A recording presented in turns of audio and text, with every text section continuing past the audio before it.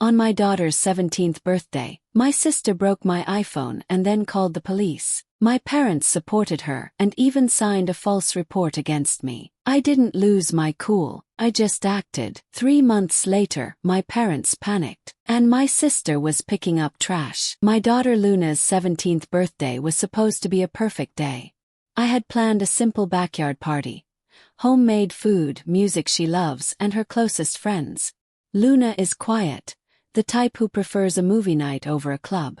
My husband Diego and I spent the morning stringing up lights and baking a chocolate cake, her favorite.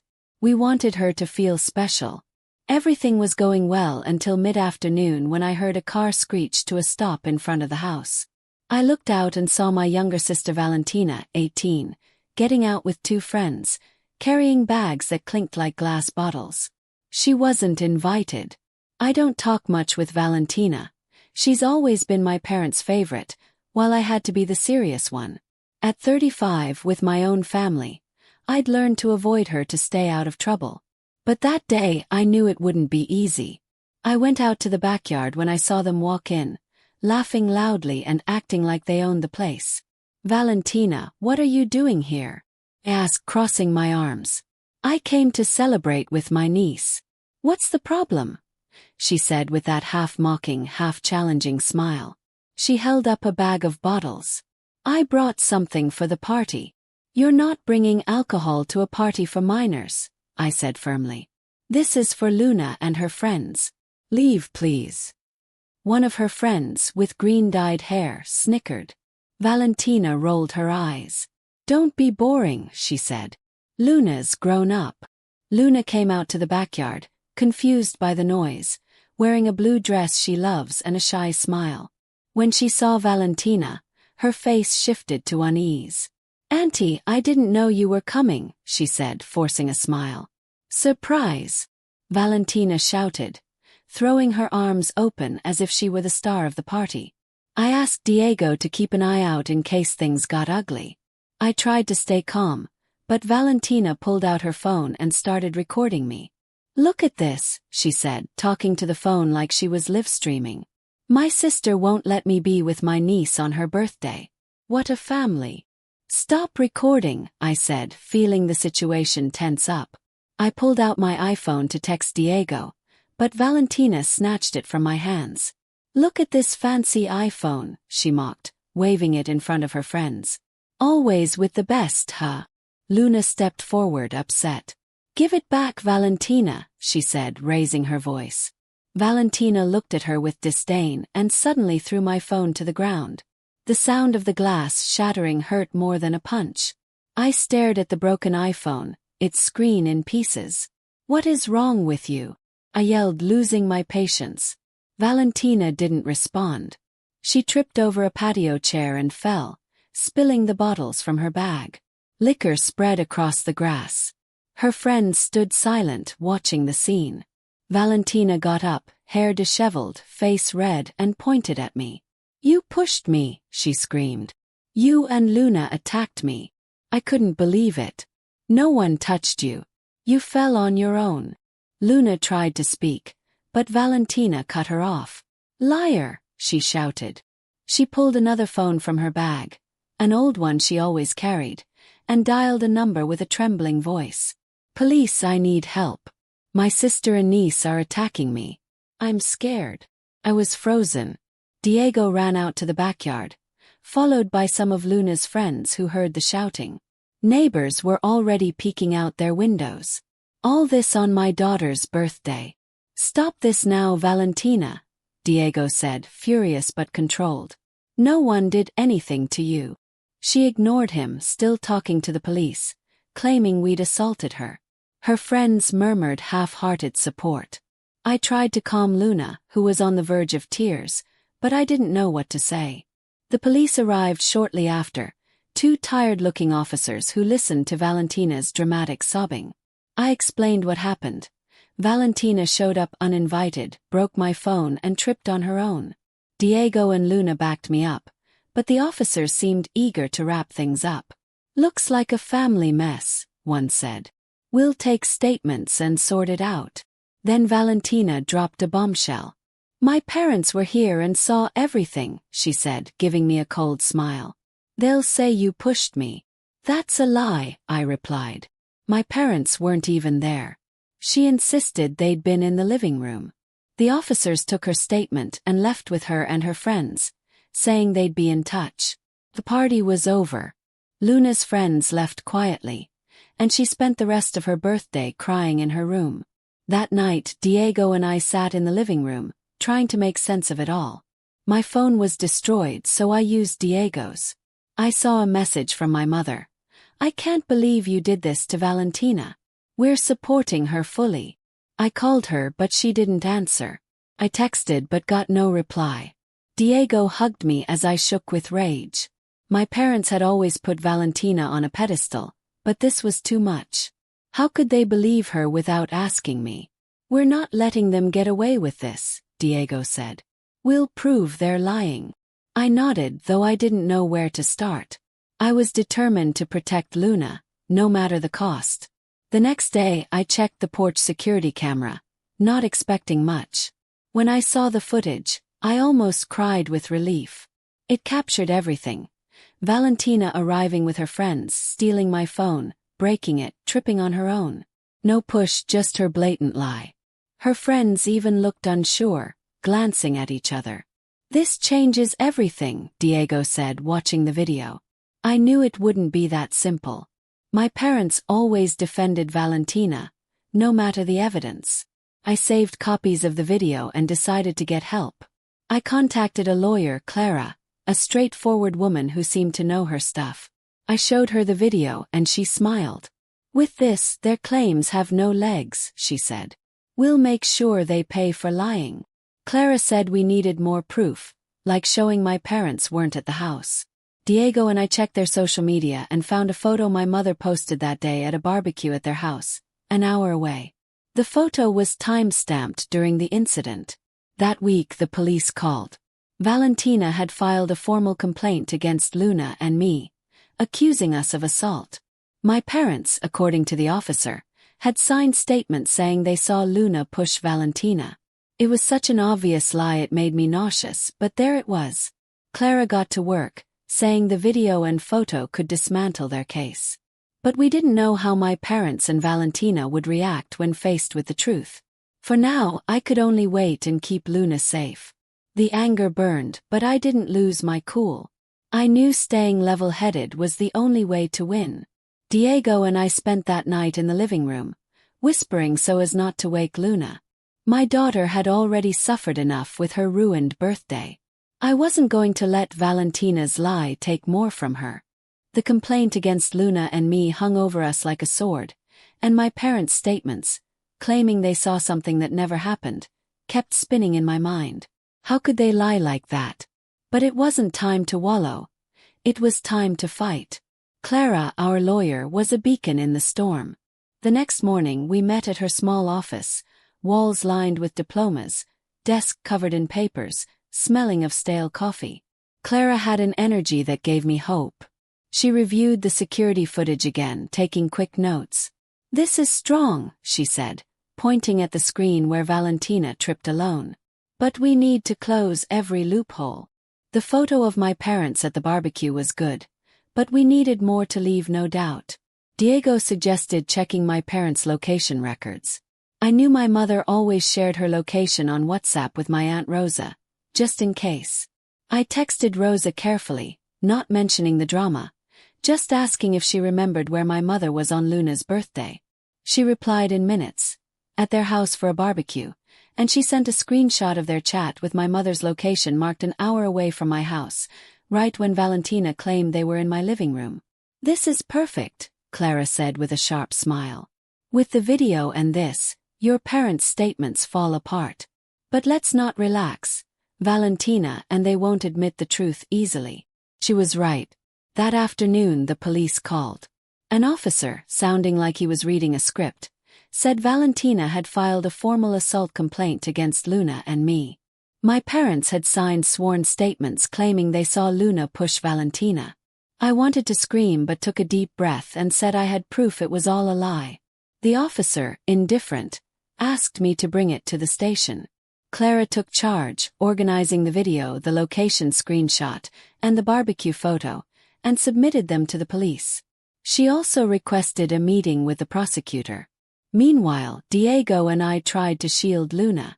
She was scared, asking if she'd go to jail or if this would ruin her future. I hugged her tightly. "No one's touching you, sweetheart," I said. "This is a lie, and we're stopping it." Luna nodded, but her eyes were puffy. I hated seeing her like that. Diego suggested she go out with friends to distract herself. Though reluctant at first, she went for ice cream with them. Seeing her leave with a small smile gave me a breather, but the drama didn't stop. The next day, a cousin I barely talked to texted me, "What's up with your parents and Valentina? They're posting weird stuff on Facebook." I logged into my rarely used account and saw my mother's post claiming I was a bad mother who manipulated Luna to attack Valentina, saying she was heartbroken by my betrayal. Valentina shared it, adding, "I never thought my sister hated me so much." All over a misunderstanding, with crying emojis and broken hearts. I stared at the screen, my heart racing. Diego closed my laptop. "Don't read that," he said. "It's just theater to get people on their side." But it wasn't just theater.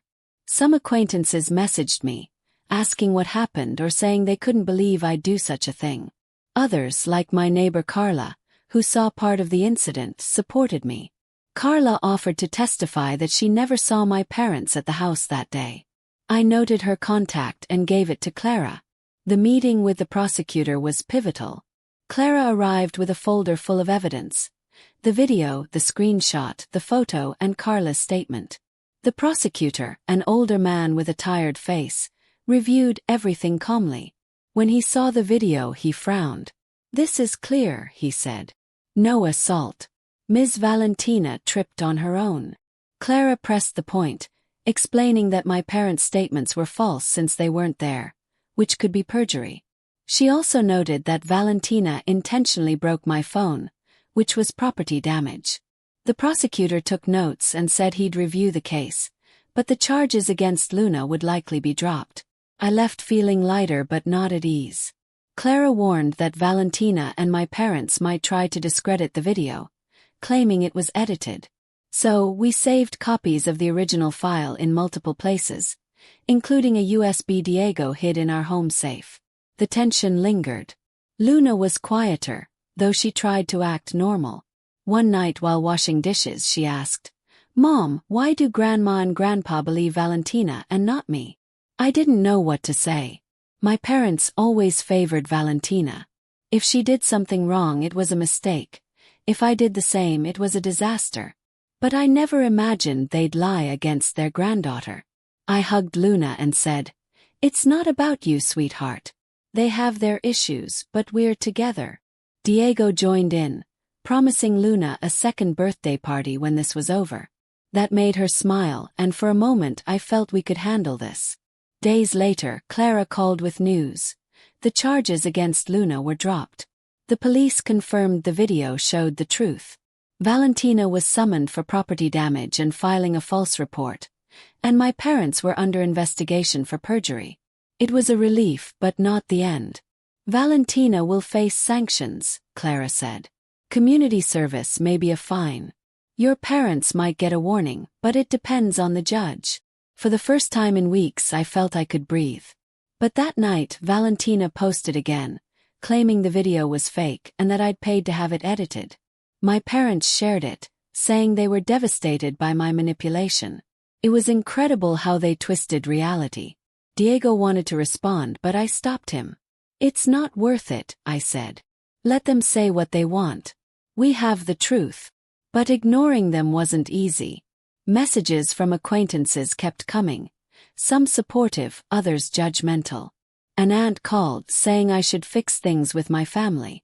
I hung up without answering, tired of justifying myself.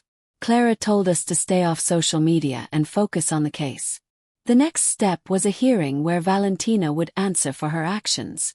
We could also sue her for the phone, but that could wait. Protecting Luna was what mattered. I tried to keep things normal for Luna, taking her to the movies with friends, and Diego and I started planning her second birthday party. But I knew this wasn't over. Valentina and my parents were clinging to their lie, and making them face the truth wouldn't be easy. A week later, a letter from the police arrived. Valentina was sentenced to 60 hours of community service, an alcohol education class, and to pay for my broken iPhone. My parents got a fine for their false statements. It was a step but not the end. That night, Diego and I talked about cutting contact with my family. It wasn't easy. My parents had been part of my life for 35 years, but Luna was my priority. I wouldn't let them keep hurting her. "Let's do it," Diego said. We blocked them and moved on. I nodded, a knot in my chest. I knew it was right, but I didn't imagine what would come next. Something that would shake my parents and Valentina. That night, Diego and I decided to cut all contact with my family. Sitting in the quiet of our living room, we blocked their numbers and removed them from our social media. It felt like tearing a page from an old book, and the weight of that decision squeezed my heart. Luna, in her room, didn't say much when we told her, just nodded with a sad look that hurt more than words. The following days were almost too calm. Clara kept us updated on Valentina's hearing. We went to the courthouse, sitting in the back of a room that smelled of old wood and cleaner. Valentina walked in with her usual arrogance, as if the world owed her something. My parents were with her, faces grim, avoiding my gaze. The judge, an older woman with gray hair and a firm voice, reviewed the evidence without blinking. Clara presented the security video, the location screenshot, and Carla's statement. The prosecutor confirmed the charges against Luna were dropped, and Valentina faced consequences for filing a false report and property damage. My parents were fined $400 each for their false statements.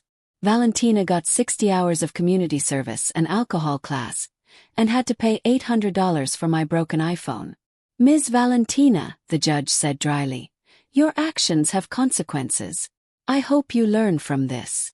Valentina lowered her head, but her face showed no remorse. My parents muttered to each other, shooting me reproachful looks. I left with Diego, feeling relief but also a pang of emptiness. Clara caught up with us outside. "We did what we could," she said. "Now it's up to them to keep fighting or give up." I knew they wouldn't give up. That night, my mother posted on Facebook, claiming the court was bought and that I'd manipulated everything to make Valentina suffer. Valentina shared it, writing, "The truth always wins, even if some try to hide it." It was almost laughable how they clung to their lie, even against a judge. Diego convinced me to ignore them. I closed my social media and focused on Luna. We were planning the second birthday party we'd promised her, something simple but full of love. We invited her best friends, put up backyard lights, and ordered her favorite pizza. Seeing Luna laugh and sing with her friends was like reclaiming a piece of the day they stole. Diego hugged me as we watched from the door. "This is what matters," he said. "She's happy, and we're together." I nodded, but I knew my family wouldn't let it go. A week later, I got an email from my father, who rarely got involved in these messes. It was brief. "Daughter, we need to talk. This got out of hand." I didn't reply. I had nothing to say. Everything exploded a month later. I was buying coffee when Carla called, laughing. "Have you seen Valentina?" she said. "She's in the park in an orange vest, picking up trash. The whole neighborhood knows." I froze, picturing it. Carla said Valentina had started her community service, and her first task was cleaning the local park. Someone recorded her, and the video went viral in the neighborhood WhatsApp group. In the footage, Valentina looked miserable, picking up bottles and papers with a disgusted expression. Her friends who backed her at the party were nowhere to be seen. I told Diego when I got home, and he laughed.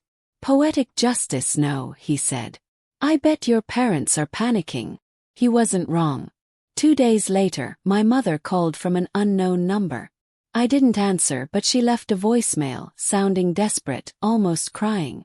"Daughter, please listen," she said. "Valentina is suffering. This community service is humiliating her, and the fines left us with nothing. Help us."